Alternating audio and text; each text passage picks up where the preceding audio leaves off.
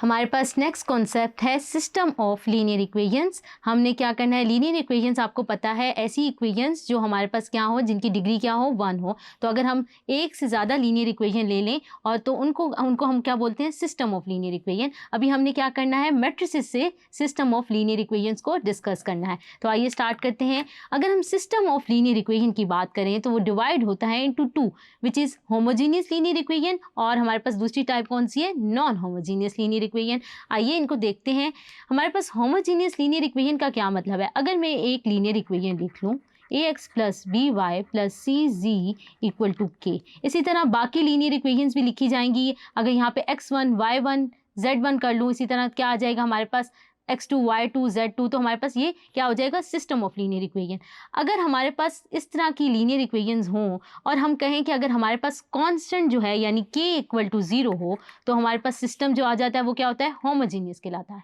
अगर हमारे पास constant matrix हो यानी k is not equal to 0, तो हमारे पास क्या आएगा, नॉन होमोजीनियस लीनियर इक्वेशंस का सिस्टम आ जाएगा।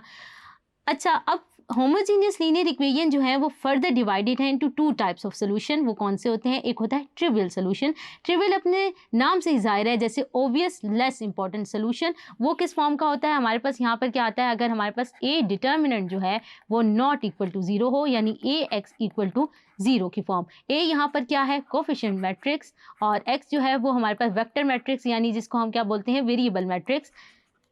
वेरिएबल मैट्रिक्स होगी, और यहाँ पर हमारे पास ओ क्या है, 0 मैट्रिक्स। तो यहाँ से हमारे पास x जो आएगा सोल्यूशन वो क्या आ जाएगा, 0 0 0। तो ये हमारे पास क्या होता है, ट्रिवियल सोल्यूशन होता है। और हमारे पास नॉन ट्रिवियल सोल्यूशन कब आता है, जब हमारे पास ए डिटरमिनेंट जो हो वो 0 के बराबर आए।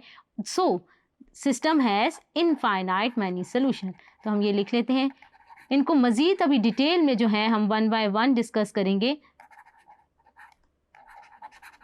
तो आइए अब स्टार्ट करते हैं। हमारे पास क्या है, होमोजीनियस लीनियर इक्वेशन। अगर हम देखें equation of the form ax plus B Y equal to K, where a not equal to 0 and b is not equal to 0 and k is not equal to 0, then we say it is a system of non homogeneous linear equation in 2 variables x and y। जैसे कि आप अपनी screen पे भी लिखा हुआ देख सकते हैं।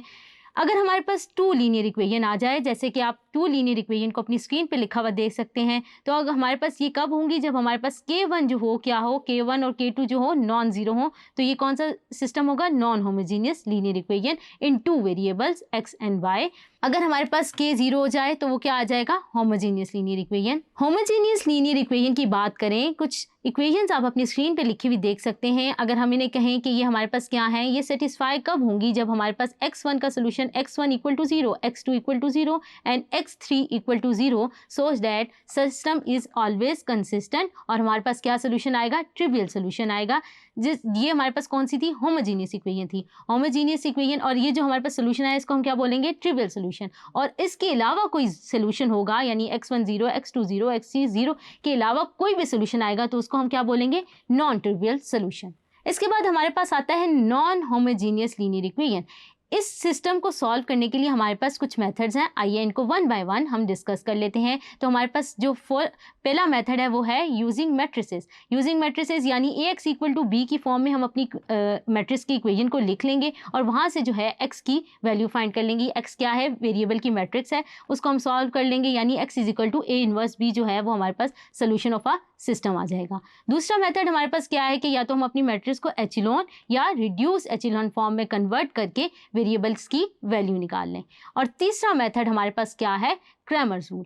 अगर आपके पास मेंशन ना हो किस मेथड से करें सवाल हमारे पास नॉन होमोजीनियस सॉल्व करने के लिए, तो सबसे आसान जो मेथड है वो है क्रैमर्स रूल। अगर आपको मेंशन किया गया है कि किस मेथड से करें तो फिर आपको ऑब्वियसली वही मेथड अडॉप्ट करना पड़ेगा। तो आइए हम मज़ीद डिटेल में इन कॉन्सेप्ट्स को समझते हैं।